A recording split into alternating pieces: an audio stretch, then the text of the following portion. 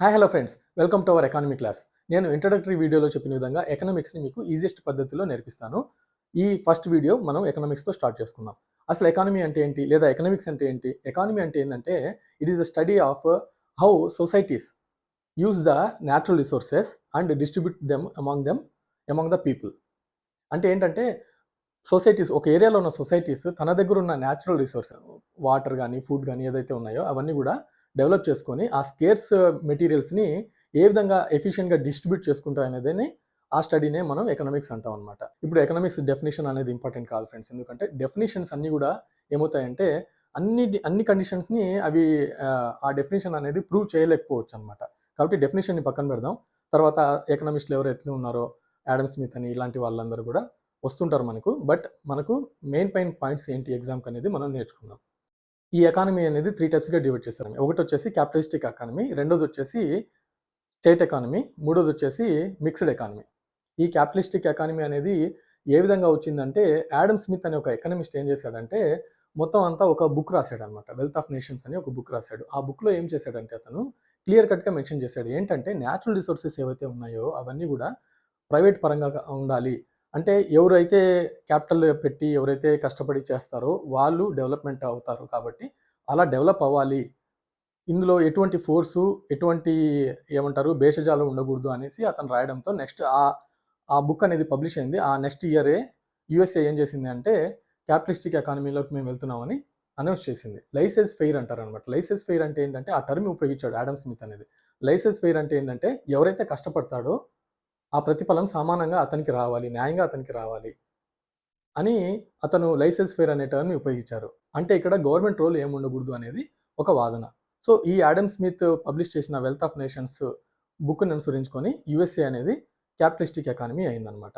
తర్వాత state economy. State economy అంటే ఏంటంటే కొన్ని కమ్యూనిస్ట్ దేశాలు ఉన్నాయి, కొన్ని సోషలిస్ట్ దేశాలు ఉన్నాయి. ఇవన్నీ కూడా ఏంటంటే అలా కాదు, ఈ ప్రజలందరూ కూడా పరిపాలించబడుతున్నారు కాబట్టి ఎవరైతే పాలిస్తున్నారో వాళ్ళకు ఇక్కడ హక్కు ఉంటుంది. ఎవరికి డిస్ట్రిబ్యూట్ చేయాలి, ఎవరికి ఇవ్వకూడదు, ఎవరికి ఇవ్వాలి, ఎంత మేరకు ఇవ్వాలి అనేది ఆ అధికారం అనేది పాలించే వాళ్ళకే ఉండాలి. కాబట్టి అది అంతా గవర్నమెంట్ చూసుకుంటుంది అని నిర్ణయించారనమాట.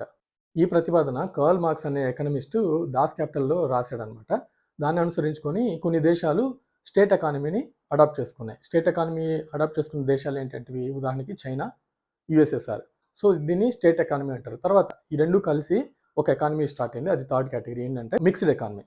మూడో కేటగిరీ వచ్చేసి మిక్స్డ్ ఎకానమీ. ఈ మిక్స్డ్ ఎకానమీ అంటే ఏంటంటే కొన్ని న్యాచురల్ రిసోర్సెస్ ఏవైతే ఉన్నాయో అవి గవర్నమెంట్ కంట్రోల్లో ఉండాలి, పాలించేవారు కంట్రోల్లో ఉండాలి. కొన్ని న్యాచురల్ రిసోర్సెస్ ఏవైతే ఉన్నాయో, కొన్ని సర్వీసెస్ ఏదైతే ఉన్నాయో అవి గవర్నమెంట్ ఆధీనంలో ఉండాలి. కొన్ని వచ్చేసి ప్రైవేట్ ఫోర్సెస్ పరంగా ఉండొచ్చు అని చెప్పేసి ఈ మిక్స్డ్ ఎకానమీ అనేది ప్రతిపాదిస్తుంది అనమాట. ఉదాహరణకి యూరోపియన్ కంట్రీస్, తర్వాత మన ఇండియా, ఇటువంటి కంట్రీస్ అన్నీ కూడా మిక్స్డ్ ఎకానమీ కింద వస్తాయన్నమాట. ఉదాహరణ చెప్పుకోవాలంటే హెల్త్, తర్వాత ఎడ్యుకేషన్, ఇట్లాంటి బేసిక్ ఫెసిలిటీస్ ఏవైతే ఉన్నాయో అవన్నీ కూడా గవర్నమెంటే చూసుకోవాలి అంటుందన్నమాట ఈ మిక్స్డ్ ఎకానమీ. సో ఈ ఎకానమీ అనేది ఈ 3 కేటగిరీస్లో మనం మాట్లాడుకున్నాం. ఇదంతా ఒక ఎత్తు ఫ్రెండ్స్. నేను చెప్పేది ఏంటంటే ఎకానమీని క్లియర్గా అర్థం చేసుకోవాలి అంటే నేను ఒక ఎగ్జాంపుల్ మీకు చెప్తాను. మన ఇంట్లో ఇంటి పెద్ద ఉంటారు కదా, యూజువల్గా ఫాదర్ ఉంటారు. ఆయన ఏం చేస్తారు, ఆయన ఎంప్లాయీ కావచ్చు, లేదా బిజినెస్ పర్సన్ కావచ్చు, లేదా వ్యవసాయదారుడు కావచ్చు. వారు ఇంటికి ఎవ్రీ మంత్ కొంత మనీ అనేది తెస్తారనమాట. ఆ మనీ అనేది తెచ్చిన తర్వాత ఆ మనీని ఏ విధంగా డిస్ట్రిబ్యూట్ చేస్తారు? అక్కడ ఆ టైంలో ఉన్న ఖర్చుల ఆధారంగా కొన్ని స్టాండర్డ్ ఖర్చులు ఉంటాయి, కొన్ని సేవింగ్స్ ఉంటాయి. ఉన్నట్టుండి మనం ఏదైనా టూర్కి వెళ్ళాల్సి వచ్చినప్పుడు ఇలాంటి టైంలలో కూడా ఆ మనీ అనేది ఖర్చు చేయాల్సి వస్తుంది. ఒకవేళ సరిపోకపోతే బయట నుంచి తెచ్చి ఆ ఇంటి పెద్ద అనేది వాడతాడనమాట. సింపుల్ కదా, దట్ ఈస్ కాల్డ్ ఎకానమీ. ఇది ఒక హౌస్ హోల్డ్లో చేస్తే దాన్ని ఆ హౌస్ హోల్డ్కి సంబంధించిన ఎకానమీ అంటారు. అలా దేశాలు, స్టేట్స్, తర్వాత డిస్ట్రిక్ట్స్ ఇట్లాంటివన్నీ కూడా డిఫరెంట్ ఏరియాస్ని బట్టి ఎకానమీ అనేది ఆయా ఏరియాలకి సంబంధించి మనం చదివేదాన్నే ఎకనామిక్ స్టడీ అంటారనమాట. ఇప్పుడు నేను మీకు ఎకానమీని ఏ విధంగా టీచ్ చేస్తానంటే ఒక 6 పార్ట్స్గా డివైడ్ చేస్తాను. మొత్తం ఎకనామిక్స్ సబ్జెక్ట్ మొత్తాన్ని కూడా ఒక 6 పార్ట్స్గా డివైడ్ చేస్తాను. ఫస్ట్ పార్ట్ వచ్చేసి మనీ, బ్యాంకింగ్, ఫినాన్స్, ఇన్సూరెన్స్. ఇది ఫస్ట్ పార్ట్లో నేను కవర్ చేస్తున్నాను.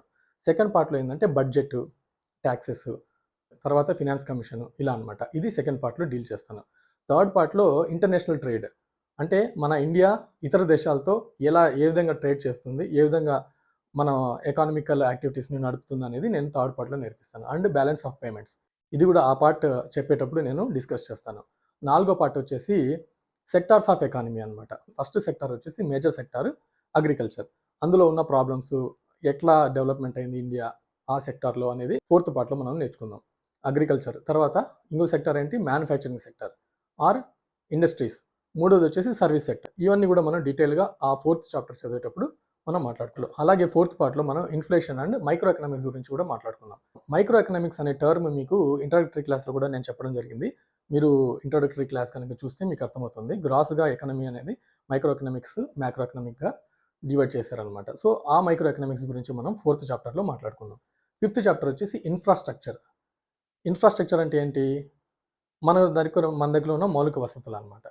సో, ఇవన్నీ గూడా మనం ఏపీకి రిలేటెడ్‌గా మాట్లాడుకుందాం, ఇండియా రిలేటెడ్‌గా మాట్లాడుకుందాం. ఇది ఫిఫ్త్ పార్ట్‌లో మనం డిస్కస్ చేయబోయే అంశం. ఆరో పార్ట్ వచ్చేసి మనం హెచ్ఆర్‌డి అంటే హ్యూమన్ రిసోర్స్ డెవలప్‌మెంట్.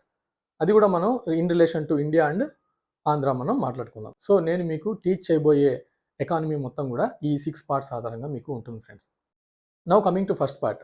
ఈ ఫస్ట్ పార్ట్‌లో మనం మనీ, బ్యాంకింగ్, ఫినాన్స్, ఇన్స్యూరెన్స్ ఈ 4 అంశాల గురించి మనం డీల్ చేద్దాం.